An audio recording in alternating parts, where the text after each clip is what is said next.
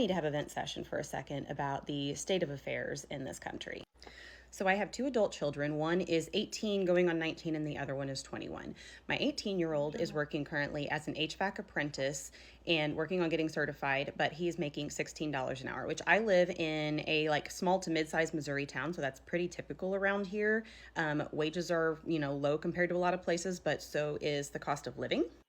But he would also not like to be living at home with mom forever. He's more of an independent, autonomous person, so apartment living is not for him at all. He wants a place where he can have his truck and his dirt bikes and be able to work on motors and have the freedom to do what he wants with the place and also be able to have all of his stuff. And at this point, honestly, renting a house would cost more than a mortgage payment anyway, but he's been looking for houses and just trying to figure out what he can afford and what he can do. And he found this place that was only $125,000, which is dirt cheap around here. That just doesn't exist anymore, but it had no basement. It was on a slab foundation, I think, and probably needed some work, which he is naturally talented at that stuff. He works in HVAC. He's very mechanically inclined. He can do this stuff. So he's not afraid of a fixer-upper. Found out that the main reason it was priced so cheap is because it was in a flood zone. So it was a no anyway. But keep in mind, $125,000 house in this economy. And when we looked up to see if he did a 5% down payment on this thing with, your insurance and PMI and taxes and everything, his payment would still be $1,100 a month for a cheap piece of crap house.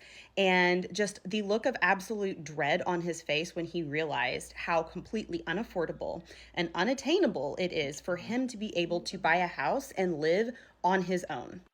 Now, my oldest son just turned 21. He's been waiting to turn 21 because he wants to get into the cannabis industry. And it's just like the alcohol industry, where if you want to be a brewer or a bartender, you have to be 21 in order to do it. So this past week, Thursday, he interviewed for a job with a grower. And just a couple of days ago, he was offered the position and officially accepted it.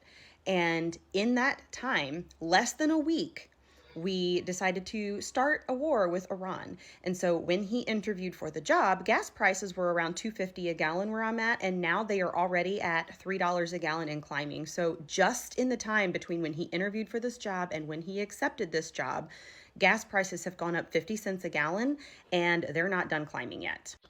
And this is an issue because this job, there's a lot of dispensaries here in town where if he had, ended up there, he'd probably be a little bit better off. But this was the job opening that was available at the time for him to get into the industry. And it is a farm, which is 30 miles up the interstate from where we live. So now he is going to be driving one way to work 30 miles. Why doesn't Gen Z just save up to move out? Because Gen Z can't afford to move out. Do you ever think about that? Grandma and Grandpa Boomer bought a house with their summer job because it literally costed them pennies. And now they want to sell it for $1 million.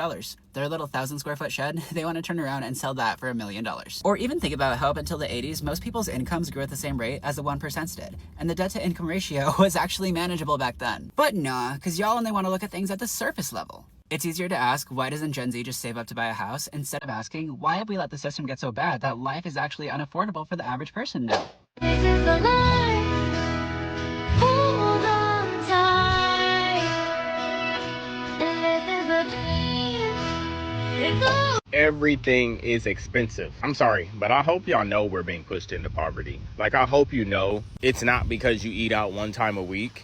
It's not because you had that DoorDash last week. It's because we're being pushed into poverty.